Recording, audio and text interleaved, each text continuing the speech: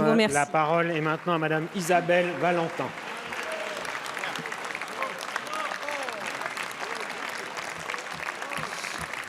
Monsieur le Président, chers collègues, ma question s'adresse à Monsieur le Premier ministre.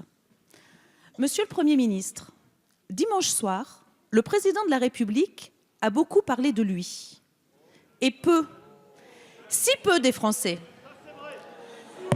Plein de certitudes, il a manqué terriblement d'empathie pour cette France qui souffre. Nous avons vu un président déraciné, déconnecté de ce que vivent les Français. Il a d'abord refusé de s'excuser alors que ses paroles ont pu heurter certaines personnes. Mais il a refusé surtout de remettre en cause sa politique alors que ce budget, son budget, est vécu de manière profondément injuste. Alors que vous bénéficiez d'une conjoncture favorable au retour de la croissance, vous faites des retraités, des classes moyennes, des familles et des collectivités locales les principales victimes de votre budget. Plus 25% d'augmentation de la CSG, sans compensation, pour 8 millions de retraités qui ont cotisé toute leur vie, est-ce décent? En réalité, ce sont l'ensemble des classes moyennes qui vont payer le prix fort avec la baisse des APL, l'augmentation du carburant, l'augmentation du coût du travail et des taxes diverses et variées sur les épargnants. Comment justifier un tel matraquage fiscal? Comment justifier de déstabiliser le pouvoir d'achat des classes moyennes, des épargnants, des propriétaires et des familles? Comment ne pas être plus ambitieux en termes de compétitivité économique et de baisse des dépenses publiques? Le résultat de cette politique sera que 5 millions de foyers en 2022 vivront moins bien qu'en 2017. Monsieur le Premier ministre, merci, les Français ne veulent Madame pas... la députée.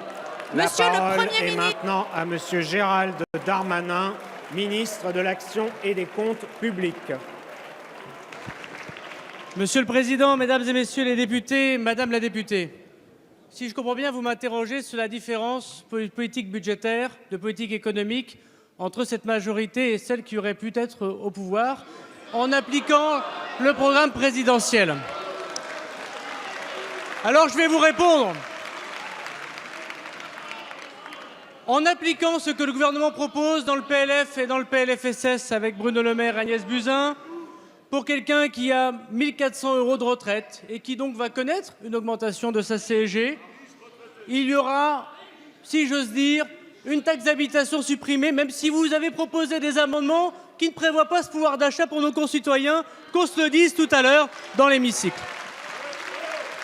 Eh bien, si nous appliquons ce que fait le gouvernement pour quelqu'un qui est retraité et qui n'est pas riche, qui a 1 400 € de revenus, alors il va gagner 300 € de taxe d'habitation en moins l'année prochaine, une augmentation de CSG de 23 €, ça fait 15 € de pouvoir d'achat, c'est vrai, c'est peu, gagné l'année prochaine.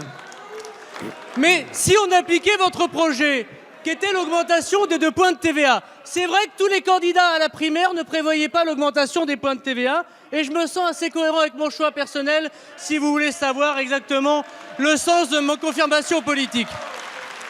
Mais si on appliquait l'augmentation de 2 points de TVA, que tous les retraités, y compris ceux qui gagnent 600 € de retraite, voient une augmentation de 300 € d'augmentation de fiscalité avec votre projet, Madame la députée. Et comme vous avez remplacé sur les bancs de cet éminent hémicycle Laurent Wauquiez, je suis sûr qu'il vous en a parlé. Merci, Monsieur le ministre.